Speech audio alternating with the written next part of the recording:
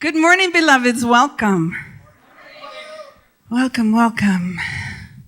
This is the time that I typically share our reading with you, and I am going to do that in a moment. But before I do, I want to introduce our guest speaker, who is going to come forward in just a few minutes. I just had a workout. Our guest speaker is many, many things. He's an author, he's a teacher, he's a pastor. He is the director of liturgy and worship at Seattle University in the Office of Ecumenical and Interreligious Dialogue. And more than that, he is a great big loving heart of God. I first had the opportunity to host Dr. Donaldson when I was a staff minister at Genesis a number of years ago now. And I said then, the day is going to come when I am going to have a community to bring this man to.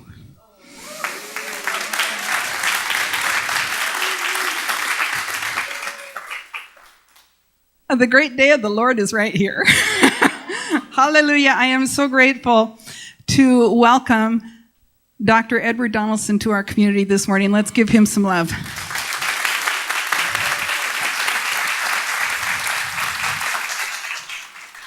And you will hear more from him in just a few minutes. But before that, our reading for this morning is from our book that we are studying together, Creating a World That Works for All. I'm on page 100 and... No, I'm not. I am on page, 151. Being an activist for an inclusive society is a spiritual discipline. We practice a different kind of spirituality, the spirituality of turbulent times. Working to alleviate suffering is the way we practice our faith. We try not to act from anger or fear. We act because in this life we have been given, we believe we can help make things better. Yes?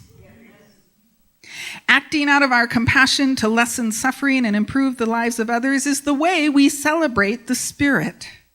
Knowing that each of our acts, however small, builds the vitality of the web of life, brings us joy, satisfaction, and power. In the Spirit-driven model, it doesn't matter whether a person is successful in changing the condition. While practical goals are important, the spiritual goal is to awaken the compassion that lies at the root of all change. Success doesn't mean I've saved an endangered species or cleaned up a toxic waste dump or fed hungry children. Success means awakening in myself a spirit that can help make a better life for others. Success means I have acted in the world as though I were a part of it, not apart from it. Success means becoming conscious of and faithful to my values and to my soul. Yeah. I'm going to read through our affirmation once, and then I'll invite you to stand and declare it with me. I say yes to a world that works for all. Free of fear and anchored in faith, I walk boldly forward in love, accepting myself and others with an open heart. Please stand and join me. I say yes to a world that works for all. Free of fear and anchored in faith, I walk boldly forward in love, accepting myself and others with an open heart. And so it is.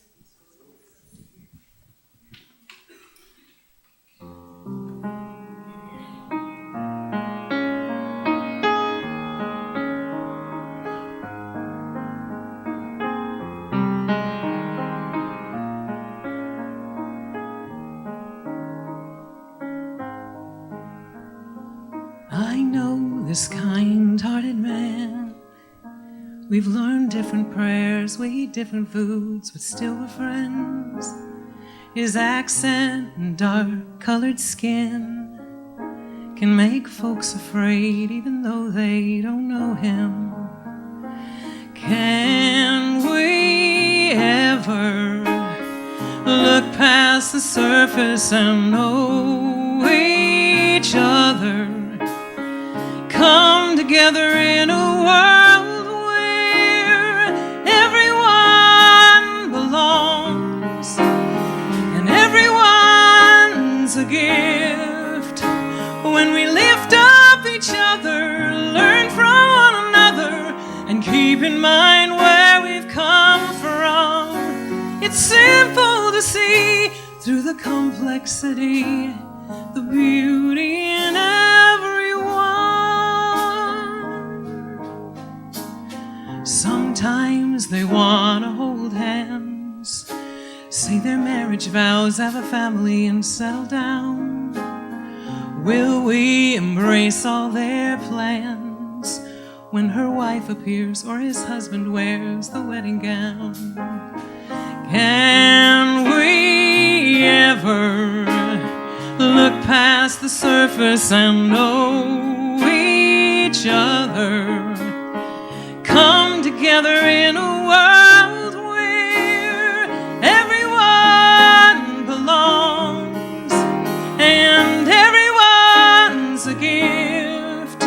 When we lift up each other, learn from one another, and keep in mind where we've come from. It's simple to see through the complexity, the beauty in everyone. It's a deep slumber, but we're starting to stir. I want to wake up and burn off this fog. There's a sweet whisper, a desperate blur. What will it take to make us all see that everyone belongs and everyone's a gift? When we lift up each other, learn from one another, and keep in mind where we've come from. It's simple to see through the complexity, the beauty in everyone. Simple to see through the complexity, the beauty in everyone.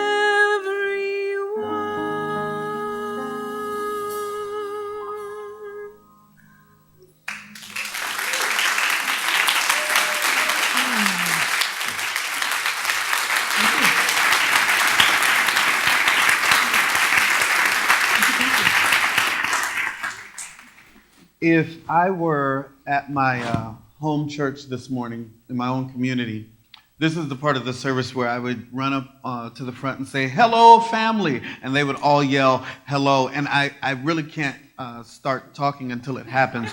So will you engage me? Hello, family! Okay, I'm starting to feel at home already. This is going to be a good time. We're going to have a good time today. I am very, very, very, very thankful for your lead minister. And Reverend Marla is such a wonderful spirit in the world. Will you help me to celebrate her and thank her?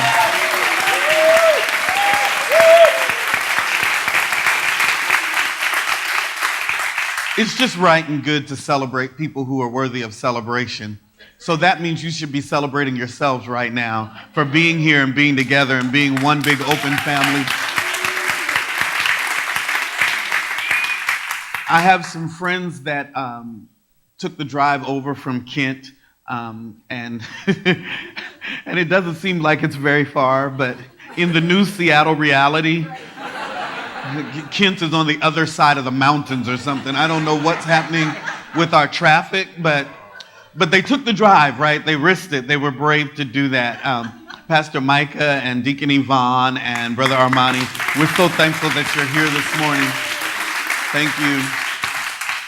So in my tradition, I'm going to get right to it. In my tradition, we tend to open our talk from sacred texts known as the Bible. Interesting little book there. Interesting little collection of books that gets us in a lot of trouble. but we still go back to it because somehow we managed to rescue from it some truth and some life application that helps us navigate the vicissitudes of life. And so I'm going to do that because I think that this particular passage grounds our conversation in a way that's life-giving. It comes out of the book of Luke, the 14th chapter and the 12th verse, and it reads like this. Then he turned to the host, and he said, the next time you put on a dinner, don't just invite your friends and families and rich neighbors, the kind of people who will return the favor. Invite some people who never get invited out, the misfits from the wrong side of the tracks. You'll be and experience a blessing. They won't be able to return the favor, but the favor will be returned. Oh, how it will be returned to all of God's people. The Bible, for me, is a spiritual and metaphysical book. It sets out to answer the ontological questions of what is there and why. The temptation is to see my faith tradition then as only a mystical tradition. But pure mysticism only encourages flights of the soul toward the divine and the divine toward the soul. And mystical religions get a bad rap because they're often focused on life hereafter without a strong urgency to activism. But those who follow the teachings of Jesus and embrace the Christ consciousness find ourselves in not a mystical tradition, but a prophetic tradition. And the prophetic tradition has many mystical elements, much like unity. It's a truth for prophetic religions advocate active transformation in the world, where it's not good enough to know truth, but one must then engage truth as one's lived reality and help one's siblings in the earth to live into the truth one really knows. In other words, it's not enough to say all is well and all shall be well when one is not working to make what is not manifesting as well line up with the reality of wellness. And so the writer of this Lucan text, according to the book of Acts, sets out to give a historical order to the life of this person, Jesus. And let me be clear, I see Jesus as an exemplar of perfection. I see Jesus as the example we hold up of what it means to fully embrace the Christ consciousness. I see Jesus as the sum total of the cosmic Christ. And so I often go to the life of Jesus to kind of figure out what does it mean to be at one, to be fully in tune with the divine. And Luke does this, but it's important that Luke reminds us of the lived reality of Jesus, which is often problematic and troubling because, you see, Jesus lived in the time of Caesar. Now that gives me great comfort because I really understand this guy, Caesar. I'm just saying. This guy, Caesar, liked to run around and write his name on buildings.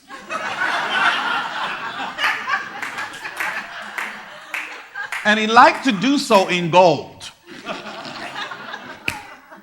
It's just true. It's like Caesar's palace. I'm not talking about anyone now. I'm just saying about this guy, Caesar. This guy, Caesar, had a problem with poor people, disenfranchised people, people who weren't Roman citizens, aliens, foreigners. This guy, Caesar, liked to define Rome by its borders and even suggested that they might fence Rome in. I don't know why it resonates with me so. Can't quite figure out. But I will tell you, in the last couple of years, I'm starting to feel more and more like Jesus every day. Because Jesus is this poor Palestinian Jew in the underclass, living under Roman occupation, from the margins of society, never talking from the center of power, but always talking back to the center of power. This is where we find the Christ consciousness. And I wonder how many of us in the room feel like we are not in the center of power and feel like we are on the margins and on the edges, and that we are always called to talk back to the center of power and to say, please, please, please don't build walls. That never works. Please, please, please remember that we're all one. Please, there is no us and them. There is only we. Please, please remember. And this is what Jesus is trying to do in this particular text. In the particular text, Jesus says, now you have the opportunity to have great feasts because you have money, because you have privilege, because you have power. You can call a feast, but this time when you call the feast, stop calling everybody that already has the opportunity to have a feast. Why don't you find some people from the other side of town who may or may not have ever been to a feast and invite them? And why don't you see if the real reward is being in covenant and being in relationship and being open and discovering what you don't know?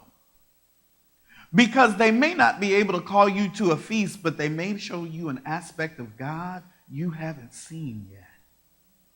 Because their reality and your reality are completely different, but it is all good.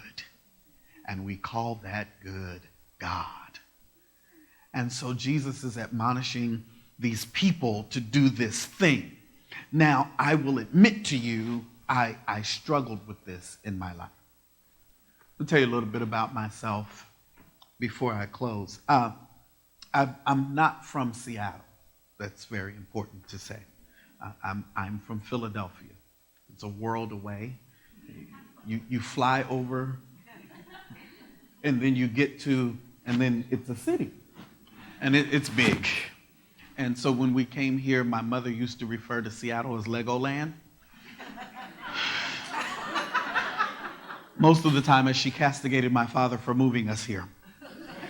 But in Philadelphia, my father worked for Boeing, the Vertol division, when they made helicopters. And they shut Vertol down and stopped making helicopters, hence we moved here.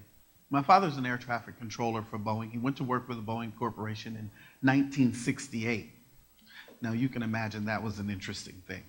Here he was, a black air traffic controller in 1968.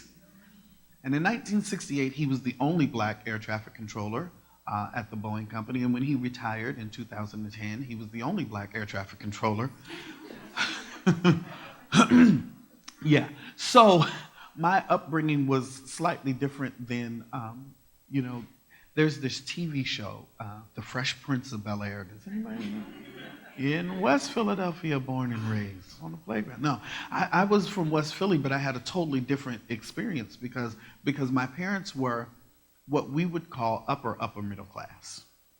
And there were people in my family who were not upper middle class. And so at Thanksgiving time, my mother would cook my favorite dessert. And my favorite dessert was then and still is sweet potato pie. Yeah, I will never understand pumpkin pie. Why do people make pie out of pumpkins? I don't know. What is the point of that? Because there are sweet potatoes. And I love sweet potato pie. And I love it probably in an inordinate way. I really, we might fall out momentarily if you take the last piece of pie. Might not be friends that day. I'll come back tomorrow and we can be one, but right now I'm grieving my pie. And so my mother would make about 32 sweet potato pies because my grandfather had 18 brothers and sisters and my grandmother had 7 brothers and sisters. And everyone would descend upon our house for Thanksgiving and Christmas. Now, if you know anything about East Coast homes, there's the living room, and then there's the dining room, and then there's what's called the breakfast room before you can get to a kitchen. And so Mother would tell my father every year, go downstairs and get the leaf, because we had furniture back then that was made of this foreign thing called wood. This is before there was this place called IKEA, where people actually had their furniture made out of wood. And these tables, these wooden tables, had a crank underneath them. And you would crank them open, and you would put leaves in the table in order to extend the table so that more people could get to your dining room table and your breakfast room table. And we had to do this in 2 rooms so that there would be room for all of the food for Thanksgiving. One Thanksgiving, I decided to speak up about how unjust and inhumane this Thanksgiving tradition really was. And so my mother said to my father, babe, go downstairs and get the leaf and start getting the tables ready. And I said, that's it? I've had it. Why do these people have to come to our house and eat up all the pie? Now, my mother is not one that's given to a lot of foolishness. She's a rather sober woman. And so she looked at me, and for a moment I thought my life was going to end. And she started wiping her hands on her apron, and she said, little boy. And I knew I had probably said the wrong thing once again. Little boy, have you lost your mind? She said. I said, no. I was willing to take the risk for that pie. You don't understand. I hate it when they come over here. She said, what is wrong with you? I said, they break up all my toys. They don't know how to play right. They don't know the rules to any games. And they eat up all my pie. She said, sit down, sit down, sit down, sit down, because you're crazy. I see this now, and I need to talk to you for we don't have to take you to the special place. Have a seat. She said, let me ask you a question. Let me ask you a question. She said, if they break your toys, don't your daddy and I buy you new toys? Yes, but you see, that's not the point. They're my toys. She said, all right. She said, now, do you ever go without pie? No, see, you're missing the point. You completely lost it here. You're missing the point, Mom. They eat up all of the pie. She said, and tomorrow, won't I make another pie? Yes. She said, see, you're confused. You're worried about the pie when you should be concerned with your relationship with the baker.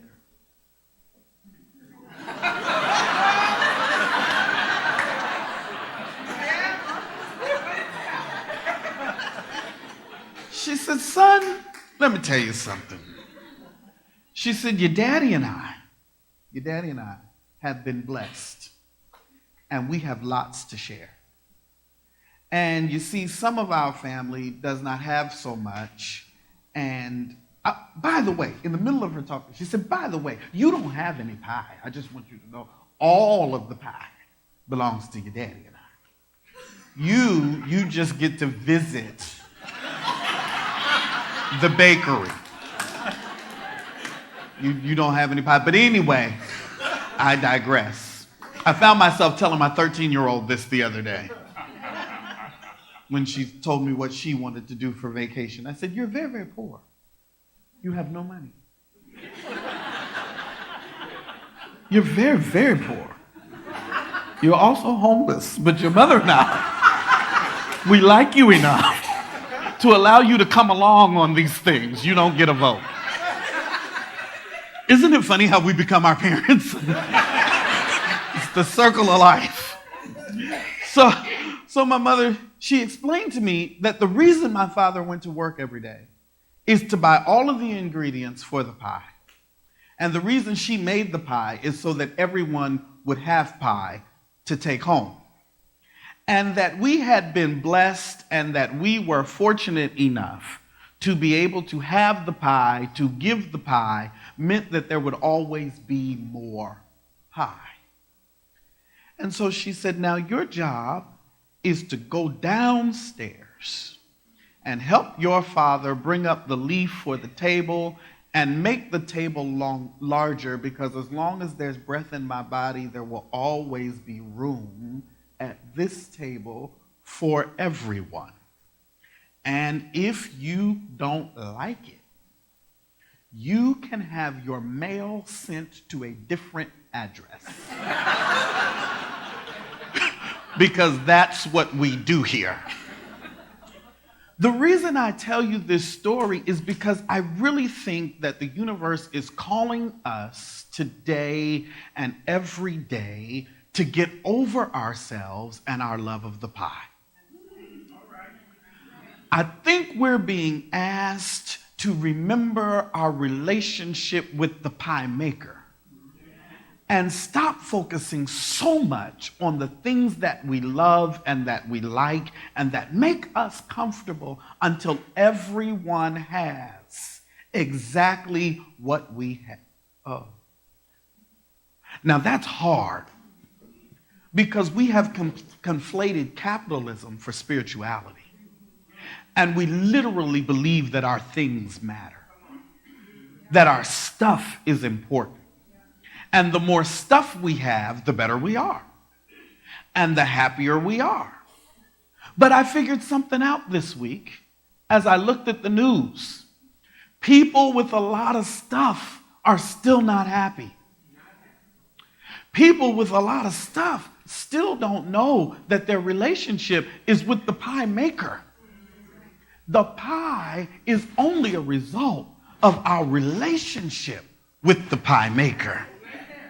It's really, yeah. It's really about being at one with the baker. You know, you got to keep the baker happy. When you keep the baker happy, the baker becomes the maker, and the maker makes the thing that you need when you need it. You will always have what you need because there is no scarcity. There is no lack. Poverty is a myth. It's something that we've created in our systems because we love our pie. I want to invite us today to figure out how, when we leave this beautiful edifice, in this beautiful space, with these beautiful smiling faces, how can we put another leaf in the table? How can we make the table of God larger and more inclusive? You see, believe it or not, there's a tall blessing and a short blessing. Thank God, because I'll never see the top of a refrigerator. But I just got over being bitter about it. So there's a tall blessing and there's a short blessing. And there's a fat blessing and a skinny blessing and an in-between blessing. And there's a gay blessing and there's a straight blessing. And there's a black blessing and there's a white blessing. And there's a Mexican blessing and there's a United States blessing and there's a Canadian blessing. Eh? And we never have the full range of the full blessing of the manifestation of the glory and wonder of God until everyone has a seat at the table.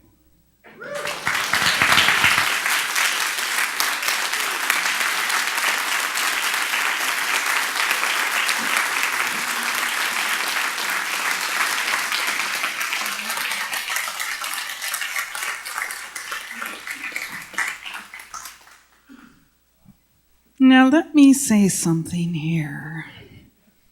We stood up for this beautiful human being who just inspired us with a powerful message, yes? Now what did he do that you can't do?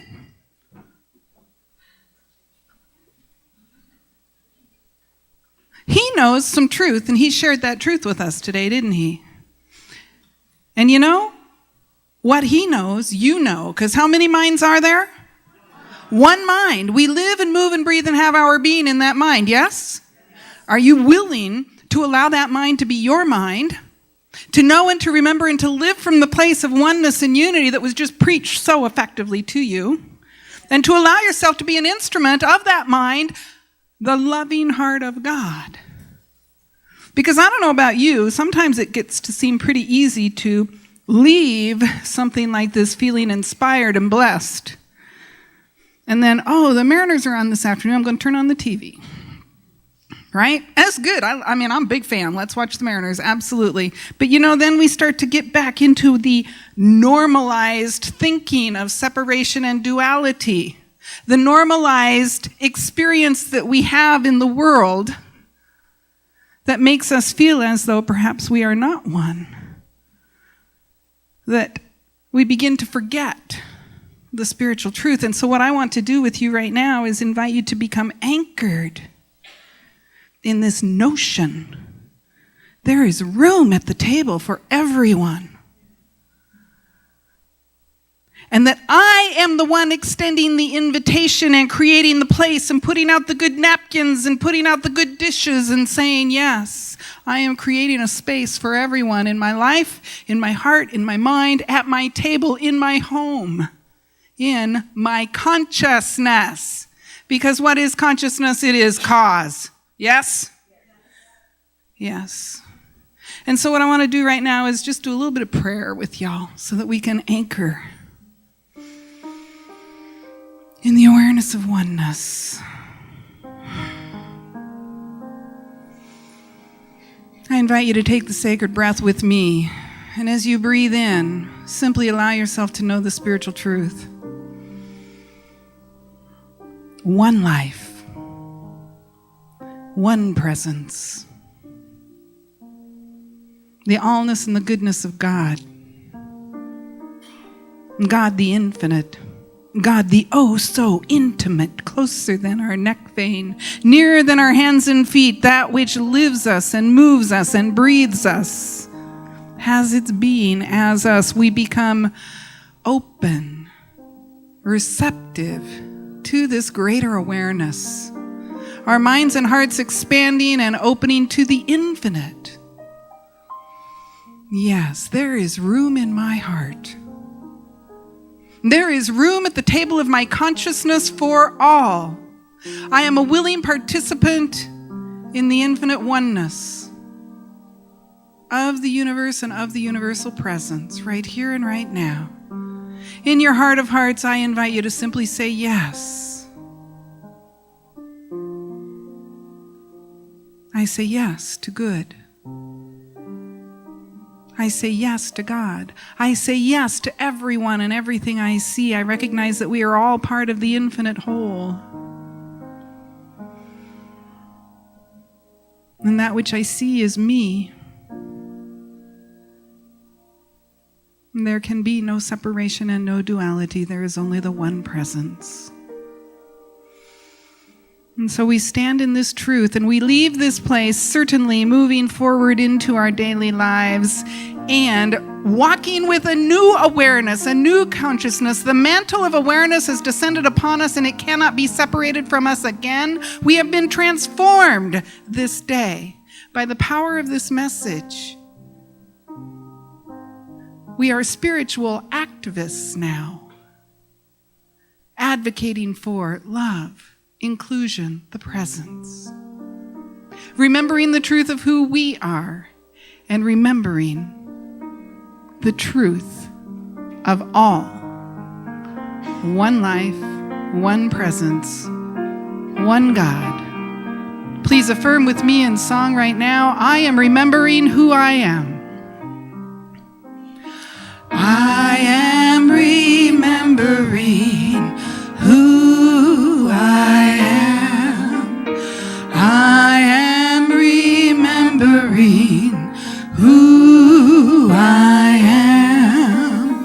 I am remembering. I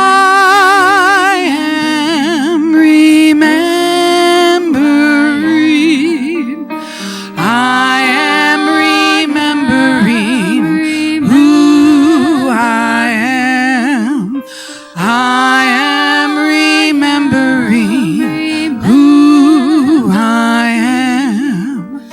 I am remembering. I am remembering. I am remembering who I am. I am remembering who I am. I am remembering who I am.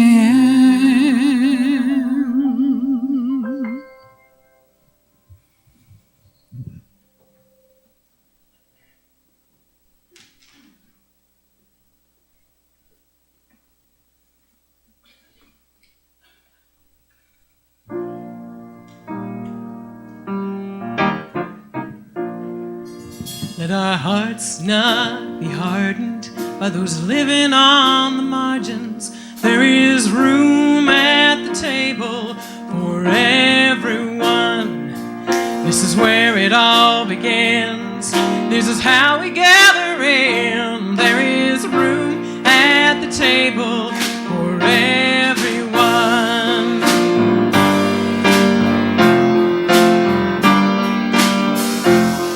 How long we've wandered, burdened and undone. There is room at the table for everyone.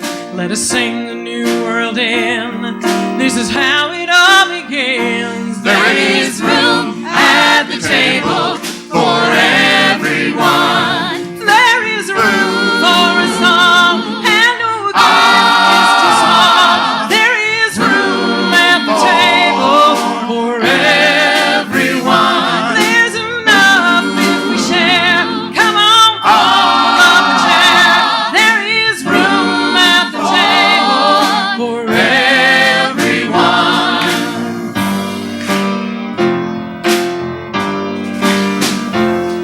No matter who you are, no matter where you're from, there is room at the table for everyone. Here and now we can be the beloved community.